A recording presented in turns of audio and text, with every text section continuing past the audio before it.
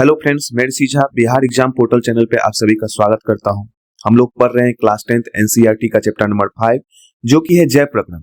जय प्रक्रम में हम लोग का जो आज का टॉपिक है वो है मानव में पोषण। मानव में पोषण को समझेंगे तो आइए पहले इसके डायग्राम को समझते हैं। ये बहुत ही महत्वपूर्ण डायग्राम है। एग्जाम में यहाँ से डायग्राम के जो भी आपके बॉडी के जो पार्ट्स हैं वो बना करके पाचन तंत्र के निम्नलिखित पार्ट्स को दे देगा, ऑर्गन्स को दे देगा, फिर बोलेगा आप इसके नाम को लिखिए। तो इसको भी आपको ध्यान में रखना है। यहाँ पे ध्यान दीजिए, ये जो देख रहे हो ना, ये मुख गुहा से ग्रसिका से होते हुए आमाशय क्षुद्रांत्र बृहदांत्र से गुदा द्वार तक ये पाचन तंत्र का एक जो है लंबा भाग है। अब यहाँ पे देखिए, ये जो है ये मुख है, मुख गुहा जिसे कहते हैं। ये ग्रसिका है, जिह्वा यहाँ पे आप देख रहे हो, और ये जो है ग्रसिका यहाँ से आती है आमाशय में जाकर के, फिर आमाशय से होते हुए क्षुद्रांत, ये जो आप देख रहे हो ये आमाशय है। और इसके बारे में आगे हम लोग पढ़ेंगे, इसके जो कार्य प्रणाली है इसको समझेंगे। ये क्षुद्रांत्र है, ये जो आप देख रहे हो ये 6.5 मीटर के आसपास होती है, जिसे हम छोटी आंत भी कहते हैं। और ये जो आप देख रहे हो संरचना, इसे हम लोग कहते हैं अग्न्याशय। क्या कहते हैं? अग्न्याशय। और ये जो आप देख रहे हो ना, ये शरीर का सबसे बड़ा ऑर्गन है जिसे हम लोग कहते हैं यकृति, जिसे लीवर के नाम से हम लोग जानते हैं। यहीं पे पित्त नली से, इसे पित्त नली आप देख रहे हो, यहाँ पे पित्तरस होता है, जहाँ पे पित्ताशय, जहाँ पे पित्तरस का भंडारण होता है। ये जो थैली देख रहे हो इसमें पित्तरस का क्या होता है? भंडारण होता है। और आगे ये देख रहे हो आप, ये है बृहदांत्र, जिसे कोलोन, बड़ी आंत के नाम से हम लोग जानते हैं, है ना, लार्ज इंटेस्टाइन। तो और यहाँ से जो अपशिष्ट पदार्थ है गुदा द्वार से बाहर निष्कासित कर दिया जाता है। ये अपेंडिक्स है या परिशिष्टिका इसे कहते हैं। ये एक्स्ट्रा पार्ट होता है। इसमें क्या होता है? गुड बैक्टीरिया पाई जाती है जो हमारे पाचन तंत्र में, ऐसे इसका कोई वर्क नहीं है हमारे पाचन तंत्र में, लेकिन ये इसे इसीलिए परिशिष्टिका कहा गया है, अवशेष अंग इसे कहा जाता है। तो आइए इसके कार्य प्रणाली को हम लोग समझते हैं। तो आज का जो हम लोग का टॉपिक है मानव में पोषण। तो मानव में पोषण जो है, मनुष्य में पोषण मुख्य 5 चरणों में संपन्न होता है। कितने चरणों में संपन्न होता है? मुख्य 5 चरणों में संपन्न होता है। क्या क्या है? तो पहला है अंतःग्रहण, पाचन, अवशोषण, श्वांगीकरण, उत्सर्जन। तो अंतःग्रहण को हम लोग समझते हैं। अंतःग्रहण भोजन को मुंह के माध्यम से शरीर के अंदर लेना अंतःग्रहण कहलाता है। हम जो कुछ भी खाते हैं, रोटी, चावल, दाल, है ना, कुछ भी खाते हैं तो पहले क्या करते हैं? मुख के माध्यम से शरीर के अंदर लेने की प्रोसेस होती है ना, मुख के अंदर लेते हैं। तो जैसे कि आप यहाँ पे देख रहे हो कि किस तरह से जो है अंतःग्रहण भोजन को किया जा रहा है, इस वीडियो में आप देख पा रहे होंगे। तो भोजन को मुख के माध्यम से शरीर के अंदर लेना अंतःग्रहण कहलाता है। और जब अंतःग्रहण होता है तो फिर क्या होता है? उसका पाचन होता है। भोजन को छोटे और सरल अणुओं में तोड़ना ही पाचन कहलाता है, यानी जटिल भोज्य पदार्थ को सरल भोज्य पदार्थ में बदलना ही पाचन कहलाता है। अब होता है उसके बाद अवशोषण। अवशोषण पचे हुए भोजन के पोषक तत्वों का रक्त में अवशोषित होना ही अवशोषण कहलाता है।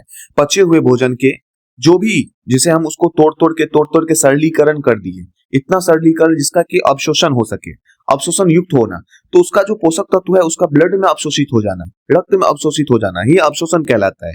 उसके बाद का जो स्टेप होता है स्वांगीकरण होता है। स्वांगीकरण क्या होता है? अवशोषित पोषक तत्वों को शरीर की कोशिकाओं द्वारा ऊर्जा के लिए उपयोग करना, है ना। तो ये प्रायः क्या कहलाता है? स्वांगीकरण कहलाता है। स्वांगीकरण अवशोषित तत्वों को शरीर की कोशिकाओं द्वारा ऊर्जा के लिए उपयोग करना, ठीक है। उसके बाद जो होता है लास्ट चरण जो होता है उत्सर्जन का, जिसे बहिक्षेपण या कहा जाता है, उत्सर्जन या बहिक्षेपण कहा जाता है, यानी अपचित भोजन को शरीर से बाहर निकालना। और ये जो 5 चरण आप देख रहे हो, इसी को हम लोग को समझना है। तो आइए पहला जो स्टार्ट होता है हम लोग का टॉपिक मानव पाचन तंत्र के अंग के बारे में। तो हम अभी डायग्राम को हम लोग ने यहाँ पे जो है डायग्राम को हम लोगों ने अभी समझा है और इस डायग्राम को देख लिया। तो आइए इस डायग्राम के माध्यम से, तो जो कहाँ पे कौन सा बॉडी का पार्ट है ना, पाचन तंत्र के कौन से भाग कहाँ पे हैं वो स्थित हैं वो देख लिए। अब देखिए मुख की बात करें तो मानव पाचन तंत्र के अंग मुख, ग्रसनी, ग्रासनली, आमाशय, छोटी आंत, उसके बाद बड़ी आंत और गुदा द्वार है। ये प्रमुख 5, ये जो देख रहे हो ना, मुख, ग्रसनी, ग्रासनली, आमाशय, छोटी आंत, बड़ी आंत और गुदा द्वार। और इसके सहायक ऑर्गन भी होते हैं, जैसे कि आपको बताते यकृति और अग्नाशय, ये सहायक होते हैं जो कि पाचन तंत्र में एंजाइम के माध्यम से उसे पाचित भोजन को पचाने में सहायता करते हैं, ये भी होते हैं। लेकिन मुख्य जो है ये अंग है, ठीक है। तो स्टार्ट करते हैं मुंह से। मुंह की सहायता से भोजन को अंतःग्रहण किया जाता है। जैसे कि आप यहाँ पे देख पा रहे होंगे, मुंह की सहायता से भोजन को क्या किया जाता है, अंतःग्रहण। इस वीडियो में आप देखिए, जैसे कि हम लोग खाते हैं तो यहाँ पे उसी को इस वीडियो के माध्यम से हमने समझाने का कोशिश किया है किस तरह से हम लोग क्या करते हैं, ये जो मुख की सहायता से क्या करते हैं, भोजन का अंतःग्रहण करते हैं। यह प्रक्रिया दांतों, जीभ और लार ग्रंथियों की मदद से शुरू होती है। यह प्रक्रिया क्या होता है, तो यहाँ पे आपको हम समझा दें, दांतों, जीभ, लार ग्रंथियों की मदद से शुरू होती है। दांत भोजन को छोटे छोटे टुकड़ों में चबाती है और लार भोजन को नम चिपचिपा बनाती है। दांत भोजन को क्या करती है, छोटे छोटे टुकड़ों में चबाती है, लार भोजन को नम और चिपचिपा बनाती है, लुगदी बनाती है। ठीक है, तो यहां तक कोई दिक्कत आपको नहीं हुआ होगा। अब आगे देखिए, मुंह में भोजन का अंतःग्रहण होता है। मुंह में भोजन का क्या होता है, अंतःग्रहण होता है। चबाना, दांत भोजन को काटने और पीसने का काम करती है। यह पाचन का पहला चरण है, इसको समझना है। दांत भोजन को काटने और पीसने का काम करते हैं और यह जो है पाचन का पहला चरण है। उसके साथ चबाने के साथ क्या होता है, लार का प्रमुख कार्य क्या है, लार ग्रंथियां लार स्रावित करती है और मुख के अंदर लार ग्रंथियां होती है ना। और ये क्या करती है, जो भोजन को नम बनाती है, भोजन को क्या करती है, नम बनाती है, निगलने में आसान बनाती है। और निगलने में क्या करती है, आसान बनाती है। हमारे मुंह के अंदर लाला ग्रंथियां होती है, जिससे लाला रस का स्रावन होता है। लार में क्या होता है, एमाइलेज नामक एंजाइम होता है, ध्यान रखना, लार में क्या होता है, एमाइलेज नामक एंजाइम होता है। इसका कार्य क्या होता है कि जो भी हम रोटी चावल खाते हैं, तो आपने पढ़ा होगा प्रकाश संश्लेषण में कि एक्स्ट्रा जो स्टार्च होता है ना, उसको मंड के रूप में पेड़ पौधे संचित कर लेते हैं। तो मंड जो शर्करा होता है ना, उसे क्या करता है, ये जो एमाइलेज जो लार के अंदर होता है एंजाइम, इसे टाइलिन भी कहते हैं। और ये क्या करता है, जो स्टार्च को माल्टोज और डेक्स्ट्रीन जैसे सरल शर्करा में तोड़ देता है। स्टार्च को माल्टोज में तोड़ देता है, जैसे सरल शर्करा में क्या करता है, उसको तोड़ देता है, खंडित कर देता है। और आप देखे होंगे, रोटी को मुंह के अंदर रखिए, थोड़ी देर उसको चबाइए, थोड़ी देर चबाने के बाद क्या होगा, आपको उसका वो मीठा लगने लगता है, क्योंकि उसे सरल शर्करा में तोड़ देता है। रोटी का टुकड़ा माउथ के अंदर चबाने से क्या होता है, आपको थोड़ी देर चबाते रहेंगे तो जब उसमें लार अच्छे से मिल जाएगा तो रोटी के टुकड़ा का जो टेस्ट है वो मीठा लगने लगता है। क्यों लगने लगता है, क्योंकि हमारा जो मुंह है उसमें क्या होता है, स्टार्च को माल्टोज में डेक्स्ट्रीन जैसे सरल शर्कराओं में तोड़ देता है। इस प्रकार स्टार्च का पाचन मुंह में शुरू हो जाता है। इस प्रकार स्टार्च का पाचन मुंह में शुरू हो जाता है। उसके बाद क्या होता है, जीभ की भूमिका क्या है, तो जीभ की जो भूमिका होता है, भोजन को मुंह में घुमाती है, उसे लार के साथ अच्छी तरह मिलाती है और उसे निगलने के लिए एक साथ मिलकर बोल्स निगलने लायक लुगदी बनाती है। जो हम निवाला को निगलते हैं, है ना, तो रोटी को डायरेक्ट तो नहीं निगल जाते हैं। आप देखे होंगे कभी खाना खाते समय गलती से अगर पापड़ आप खाते हो और गलती से उसकी टुकड़ी आपके गला के अंदर चली जाती है, वो ग्रास नली में कितने दर्द पेनफुल होता है ना, वो एकदम रगड़ाते हुए उसके आंतरिक दीवारों को घिसते हुए चला जाता है और बहुत पेन होता है ना। तो उसको लुगदी बनाना, बोल्स बनाना, है ना, बहुत ही जरूरी है। तो जीभ की भूमिका, जीभ भोजन को मुंह में घुमाती है, उसे लार के साथ अच्छी तरह मिलाती है और उसे निगलने के लिए एक साथ मिलकर एक बोल्स निगलने लायक लुगदी बनाती है। क्लियर है, निगलना। जब बोल्स पूरी तरह से तैयार हो जाता है तो जीभ उसे पीछे धकेलती है और आप उसे निगल लेते हैं। इसके बाद भोजन ग्रास नली इसोफेगस से होते हुए पेट तक पहुंचता है। तो निगलने में क्या होता है, जीभ उसे क्या करती है, पीछे को ढकलती है और उसे आप क्या करते हैं, निगल लेते हैं। इसके बाद भोजन ग्रास नली से होते हुए पेट तक पहुंचती है। अब देखिए यहाँ पे जो अगला चरण है, भोजन ग्रसिका, इसोफेगस जो होता है ग्रसिका, है ना, तो यहाँ पे क्या होता है, ये जो इसोफेगस आप देख रहे हो ना, यहाँ पे एक गति होता है जिसे क्रमाकुंचन गति कहते हैं। क्या कहते हैं, क्रमाकुंचन गति। तो ये गति प्रायः जो होता है, ये इस प्रकार से आपके जो आहार ग्रसिका है ना, ये जो ग्रास नली आप देख रहे हो, यहाँ पे अगर कोई भोज पदार्थ आया तो वो क्या करता है, ऐसे करके फैल जाता है, फिर इसको यहाँ से धक्का लगा करके फिर आगे इसको भेज देता है और फिर इस तरह से ये इस भोज पदार्थ को फिर आगे की ओर ये इसे पुश करता है। यही गति करते करते ये जो भोजन है ये कहाँ पहुंच जाता है, तो आमाशय में प्रायः ये फूड जो है पहुंच जाता है, जैसे कि आप इस वीडियो में देख पा रहे होंगे किस तरह से ये क्रमाकुंचन गति करते हुए भोजन जो है ग्रास नली से होते हुए, ग्रसिका से होते हुए आमाशय की तरफ जाता है। ये आप इस वीडियो में आप देखकर इसको आप अच्छे से समझ पाए होंगे। ठीक है, तो आइए आगे समझते हैं। भोजन ग्रसिका से होकर किस गति से जाता है? क्रमाकुंचन गति से। क्रमाकुंचन नामक पेशीय संकुचन के कारण आमाशय स्टोमच जो होता है की ओर बढ़ता है। यह भोजन को आमाशय में ले जाने के लिए एक नलिका की तरह कार्य करती है। भोजन के आमाशय में प्रवेश करने पर इसकी लचीली मांसपेशियां फैल जाती है ताकि भोजन को समायोजित किया जा सके। इसकी जो लचीली पेशियां होती है आमाशय की, वो फैल जाती है। आप कुछ भी खाए जा रहे हो, खाए जा रहे हो, खाए जा रहे हो, आप देखोगे आपका पेट जो है फूल जाता है ना? क्यों फूल जाता है? क्योंकि ये लचीली क्या होती है? मांसपेशियां होती है और ये फैल जाती है। आमाशय में जब भोजन प्रवेश करता है तो इसकी लचीली मांसपेशियां क्या हो जाती है? फैल जाती है ताकि भोजन को समायोजित किया जा सके। जहां पाचन और मंथन की प्रक्रिया शुरू होती है, यहाँ पे क्या होता है? पाचन और मंथन की क्रिया क्या होता है? शुरू होता है। जैसे कि आप वीडियो में देख पा रहे होंगे किस तरह से पाचन और मंथन की क्रिया यहाँ पे शुरू हो गया है। अब देखिए आगे, आमाशय। आमाशय की भित्ति में 3 बेलनाकार जठर ग्रंथियां मौजूद होती है जिसे जठर रस स्रावित होता है। यहाँ पे एग्जाम में पूछेगा आमाशय की भित्ति में कितने बेलनाकार जठर ग्रंथियां मौजूद होती है? 3 बेलनाकार जठर ग्रंथियां मौजूद होती है जिनसे क्या स्रावित होता है? तो जठर रस का स्रावन होता है। ये जठर ग्रंथियां जो है, यहाँ पे देखिए जठर ग्रंथियां ये क्या क्या स्रावित करता है? तो ग्रंथियां मौजूद होती है, इसमें क्या क्या होता है? हाइड्रोक्लोरिक अम्ल, पेप्सिन, सलेस्मा। हाइड्रोक्लोरिक अम्ल, पेप्सिन, सलेस्मा, ये जठर ग्रंथियां 3 प्रमुख जठर ग्रंथियां होती है। हाइड्रोक्लोरिक अम्ल का स्रावन होता है, पेप्सिन नामक एंजाइम का स्रावन होता है, सलेस्मा होता है ना? तो आप देखिए यहाँ पे हाइड्रोक्लोरिक अम्ल आप देख रहे हैं HCl एक अम्लीय माध्यम तैयार करता है जो पेप्सिन एंजाइम की क्रिया में सहायक होता है। हाइड्रोक्लोरिक अम्ल क्या करता है? एक अम्लीय माध्यम तैयार करता है जो पेप्सिन एंजाइम की क्रिया में सहायक होता है।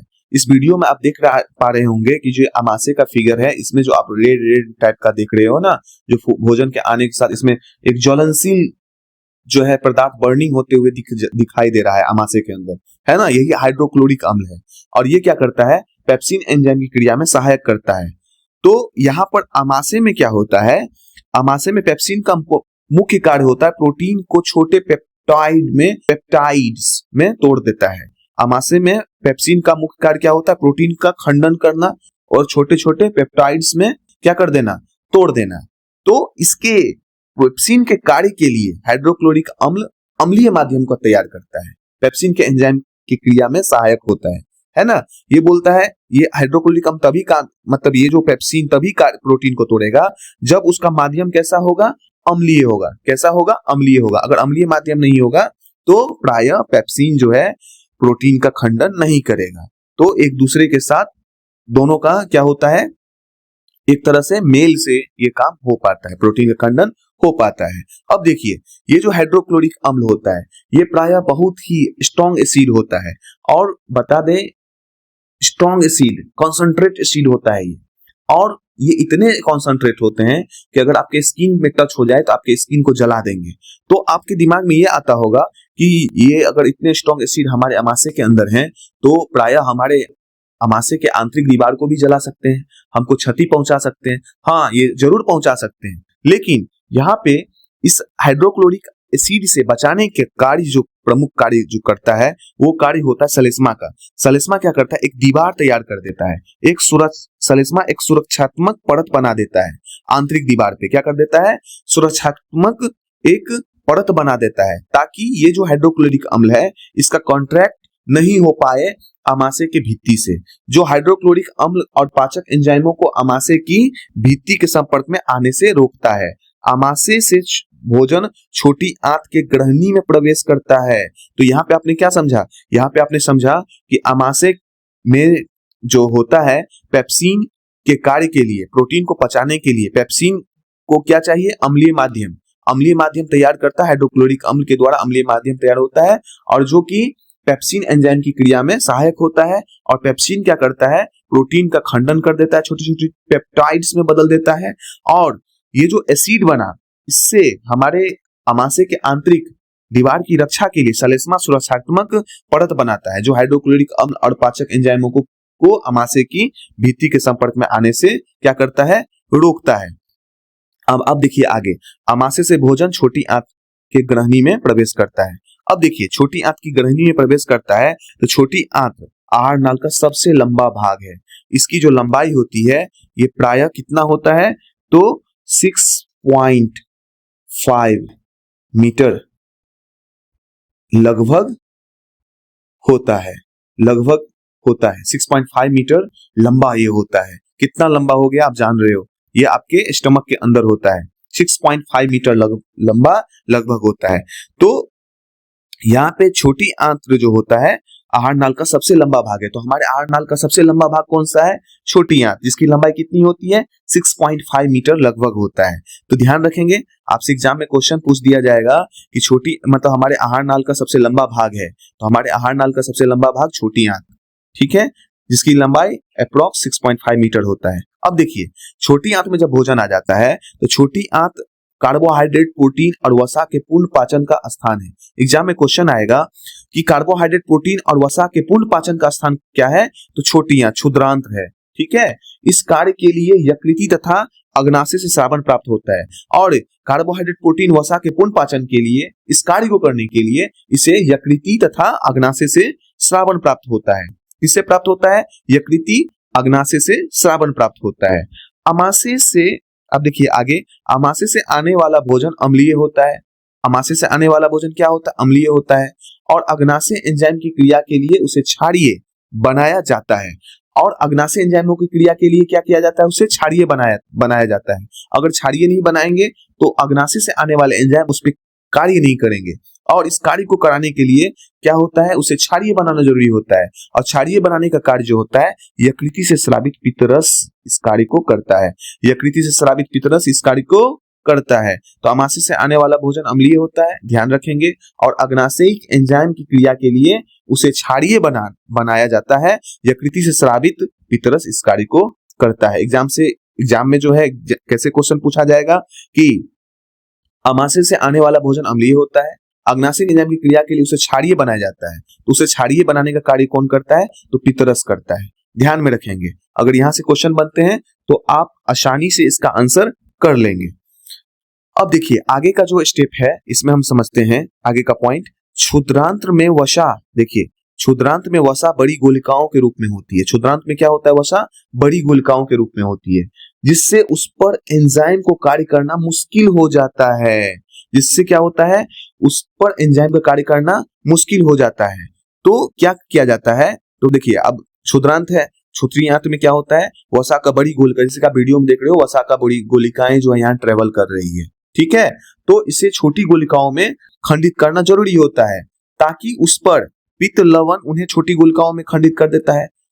और आपको बता दें, यहाँ पे समझना है, क्षुद्रांत में वसा की बड़ी गोलिका के रूप में होती है, उसे खंडित करना जरूरी होता है, ठीक है, जिससे उस पर एंजाइम कार्य करना मुश्किल हो जाता है। अगर बड़ी गोलिकाओं में रहेगा तो एंजाइम कार्य करना मुश्किल हो जाएगा, नहीं कर पाएगा। जैसे आप घी या आप बटर ज्यादा खा लो तो क्या होगा, वसा जो है बहुत ज्यादा मात्रा में चला गया, तो हमारा यकृति जो होता है ना, वो क्या करता है, उसका जो पित्त लवण जो होता है उसे छोटी छोटी गोलिकाओं में खंडित करने में विफल हो जाता है और हमें लूज मोशन हो जाता है, क्योंकि वसा की गोलिकाएं क्या हुई, खंडित नहीं हो पाई। इसी तरह हमारे पेट के अंदर क्या होता है, जब नॉर्मल खाना खाते हैं उसमें वसा होता है ना, हम खाते हैं, पनीर खाते हैं और रोटी खाते हैं, चावल खाते हैं, उसे ऑयल में बनाते हैं, तो वसा तो होता ही है उसके अंदर।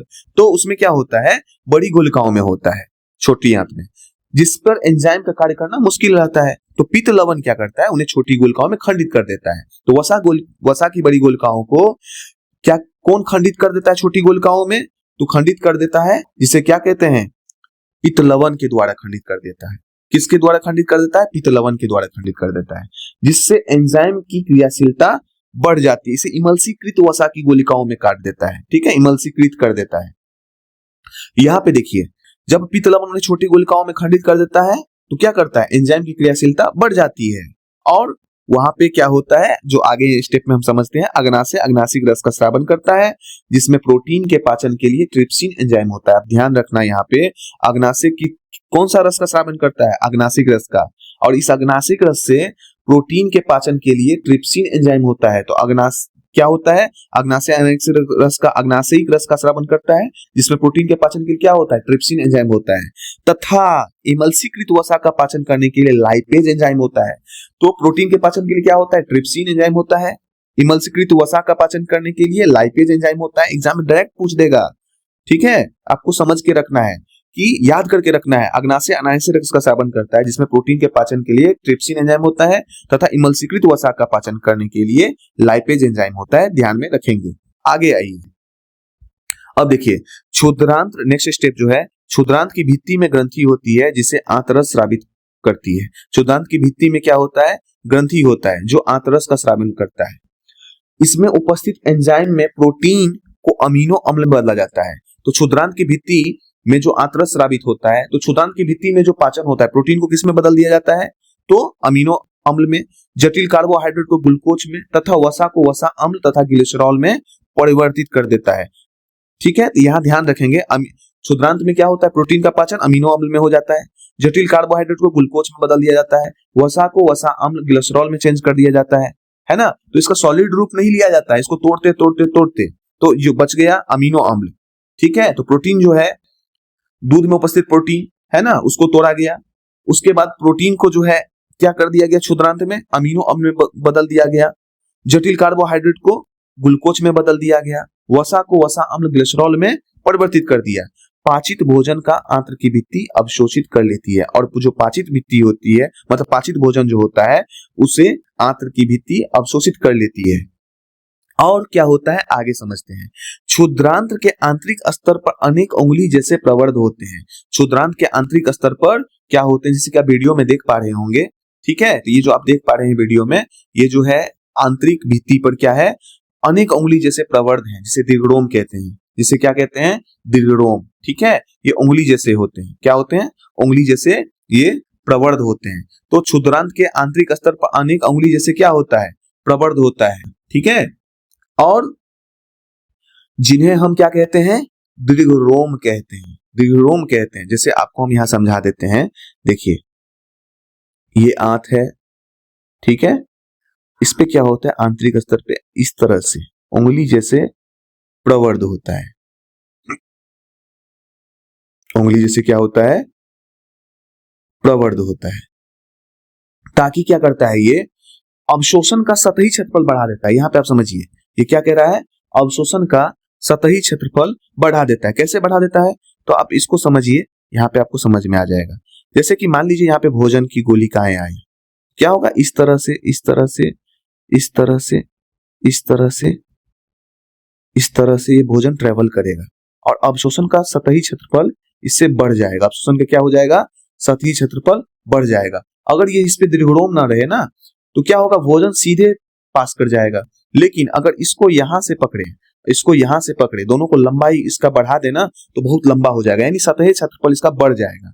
तो ये जो है 6.5 मीटर में इस तरह से अनेक उंगली जैसे प्रवर्ध होते हैं, जो कि सतही क्षेत्रफल को बढ़ा देते हैं, ताकि भोजन का स्लो स्लो स्लो एकदम टाइम लग करके जो है ये आगे बढ़ते जाए, और इसमें जो पोषक तत्व है ना, जो कि न्यूट्रिशन है, इंपोर्टेंट महत्वपूर्ण, जो अवशोषण युक्त होने वाले, अवशोषित होने वाले, हमारे शरीर के लिए बहुमूल्य, बहुत महत्वपूर्ण है ना, जो न्यूट्रिशन है, कार्बोहाइड्रेट, ग्लूकोज, प्रोटीन है ना, ये सारे जो हैं, इसका अवशोषण हो जाए ताकि वृद्धि विकास हमारा हो सके। तो इसी आप यहाँ पे इसको समझ लिए होंगे। तो आइए आगे समझते हैं।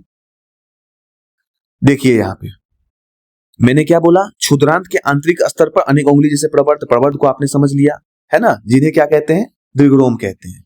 दीर्घरोम का कार्य क्या होता है, प्रवर्ध का काम क्या होता है, ये अवशोषण का सतही क्षेत्रफल बढ़ा देता है। अब देखिए, दीर्घरोम में रुधिर वाहिकाओं का बहुतायत होता है। जैसे कि आप वीडियो में देख पा रहे होंगे कि दीर्घरोम में क्या है, यहाँ पर रुधिर वाहिकाओं का बहुतायत होता है। बहुत ज्यादा रुधिर वाहिकाएं इससे जुड़े होते हैं, धमनी, शिराएं, केशिकाएं, बहुत पतले पतले रुधिर वाहिकाएं जुड़े होते हैं। दीर्घरोम में रुधिर वाहिकाओं की क्या होती है, बहुतायत होती है, जो भोजन को अवशोषित करके शरीर की प्रत्येक कोशिकाओं तक पहुंचाती है। अब भोजन को अवशोषित करके क्या करता है, प्रत्येक कोशिकाओं तक पहुंचाता है। यहाँ इसका उपयोग ऊर्जा प्राप्त करने, नए ऊतकों के निर्माण और पुराने ऊतकों की मरम्मत में। तो यहाँ पे क्या होता है, अभी देखिए हम जो अवशोषित जो न्यूट्रिशन है ना, पोषक तत्व को ग्रहण किया, उसका कार्य क्या होगा, वृद्धि विकास में, टूट फूट की मरम्मत में, प्रोटीन खाए हैं तो वृद्धि विकास में होगा, मसल्स बिल्डिंग में होगा, है ना, ऊर्जा प्राप्त करने में होगा, और भी बहुत जो भी हम दैनिक जीवन में कार्य करते हैं, दौड़ते हैं, भागते हैं, कूदते हैं, फांदते हैं, खेलते हैं, पढ़ते हैं, है ना, सब में ऊर्जा की आवश्यकता होती है। तो ये जो ऊर्जा की आवश्यकता होती है ना, तो अवशोषित भोजन शरीर के प्रत्येक कोशिकाओं तक पहुंचता है। किससे? दीर्घों में रुधिर वाहिकाओं की बहुतायत होती है जो भोजन को अवशोषित करके शरीर के प्रत्येक कोशिकाओं तक पहुंचाता है। यहाँ इसका उपयोग ऊर्जा प्राप्त करने, नए ऊतकों के निर्माण और पुराने ऊतकों की मरम्मत में होता है। और बिना पचा हुआ भोजन बृहदान्त्र में भेज दिया जाता है। और बिना पचा हुआ भोजन कहाँ भेज दिया जाता है? बृहदान्त्र में। अब बड़ी आंत, तो बड़ी आंत का डायग्राम यहाँ आप देख रहे हैं, वीडियो में देख रहे होंगे। बड़ी आंत में जो है किस तरह से जो है क्या होता है, भोजन आ गया, है ना, भोजन आ गया। और ये जो है पचा हुआ भोजन है, बिना पचा हुआ भोजन है, इसको शरीर से निष्कासन करना जरूरी है, निष्कासित कर देना क्या है, जरूरी होता है। तो बिना पचा हुआ भोजन बृहदान्त्र में भेज दिया गया, और बृहदान्त्र में इस प्रकार से जो है ये ट्रेवल करते हुए ये कहाँ जा रहा है, ये शरीर के गुदा द्वार से बाहर निकल जा रहा है। ठीक है, इसको यहां से निकाल दिया जाएगा। और जहां दीर्घरोम इस पदार्थ से जल का अवशोषण कर लेता है। और यहाँ पे जो दीर्घरोम होता है ना, जैसे कि आप इस वीडियो में देख पा रहे होंगे, यहाँ का दीर्घरोम क्या करता है, इस अपशिष्ट पदार्थ में से, बचा हुआ पदार्थ में से, अपच पदार्थ में से, है ना, जो पानी है ना उसको अवशोषित कर लेता है। तो आपसे शरीर, आपके एग्जाम में जो क्वेश्चन पूछा जाएगा, क्या पूछा जाएगा कि कहां पर अपचित बिना पचा हुआ भोजन में से पानी का अवशोषण पाचन तंत्र में कौन से भाग में होता है? तो कहां होता है? तो बृहदान्त्र में होता है, जहां दीर्घरोम उसमें से जल को क्या कर लेता है, अवशोषित कर लेता है। तो आप यहाँ पे आराम से आसानी से क्वेश्चन कर सकते हैं। तो बिना पचा हुआ भोजन बृहदान्त्र में भेज दिया जाता है, जहां दीर्घरोम इस पदार्थ में से जल का अवशोषण कर लेता है। और यहाँ पे आप देखिए, अन्य पदार्थ गुदा द्वार शरीर के बाहर कर दिया जाता है। अन्य पदार्थ को क्या किया जाता है, गुदा द्वार शरीर के बाहर कर दिया जाता है। गुदा द्वार से, यहाँ पे छूट गया है, गुदा द्वार से शरीर के बाहर कर दिया जाता है। ठीक है, तो गुदा द्वार से क्या कर दिया जाता है, शरीर से बाहर कर दिया जाता है। तो यहाँ पे आपने इस डाइजेस्टिव सिस्टम को समझा, पाचन तंत्र, मनुष्य में पाचन तंत्र को अच्छे तरीके से आप समझा। अगर यहाँ से क्वेश्चन एग्जाम में पूछ देते हैं तो आप आसानी से इसके आंसर कर पाओगे। पाचन तंत्र के जो है क्या है, प्रमुख 5 चरण होता है। अंतर्ग्रहण, पाचन, अवशोषण, स्वांगीकरण, उत्सर्जन को हमने समझा। अंतर्ग्रहण को समझा, पाचन को समझा, और अवशोषण को समझा, स्वांगीकरण को समझा, उत्सर्जन को समझा, सभी चीज को समझा। मुंह में भोजन का अंतर्ग्रहण कैसे होता है इसको समझा। इसके जो प्रमुख अंतर्ग्रहण के बाद इसके साथ क्या क्या होती है, तो यहाँ पे आपने समझा कि लार में एमाइलेज होता है ना, और जो क्या करता है, स्टार्च को माल्टोज में बदल देता है। ठीक है, सरल अणु में तोड़ देता है। जीव की भूमिकाओं को समझे हमने। निगलने के बाद जो है वो क्या होता है, इसके बाद ग्रासनली से ये पेट में पहुंचता है और क्रमाकुंचन गति से पहुंचता है।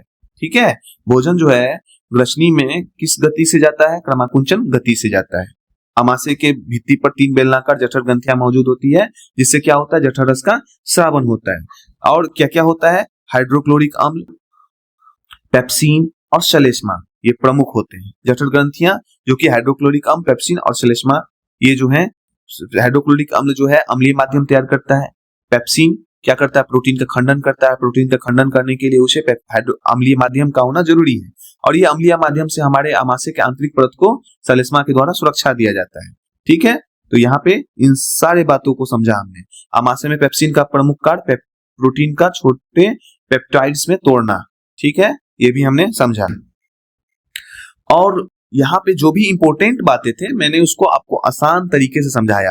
अमीनो, देखिए अब यहाँ पे क्षुद्रांत में क्या होता है, प्रोटीन को अमीनो अम्ल में बदला जाता है, जटिल कार्बोहाइड्रेट ग्लूकोज में बदला जाता है, वसा को ग्लिसरॉल में, सभी को ध्यान में रखेंगे। ये जो है छोटे दीर्घोत्तरीय क्वेश्चन में भी आ जाता है कभी कभी, और अति लघुत्तरीय या तो आपको पूछ देगा। ऑब्जेक्टिव में यहाँ से ज्यादा क्वेश्चन बनते हैं, वस्तुनिष्ठ क्वेश्चन ज्यादा बनाए जाते हैं। ठीक है, क्षुद्रांत के आंतरिक स्तर पर अनेक उंगली जैसे प्रवर्ध होते हैं, जिसे हम कहते हैं दीर्घरोम। ये क्या करता है, इसका कार्य क्या होता है, अवशोषण के सतही क्षेत्रफल को बढ़ा देना। तो इस प्रकार हमने डाइजेस्टिव सिस्टम को अच्छे से समझ लिया। अगर आपको अच्छे से समझ में आया तो कमेंट्स बॉक्स में आप जरूर लिखना, चैनल को सब्सक्राइब करना, लाइक करना, ठीक है, शेयर करना। और अगले लेक्चर में हम समझेंगे श्वसन के बारे में। चलिए फिर मिलते हैं नेक्स्ट वीडियो में, तब तक के लिए धन्यवाद।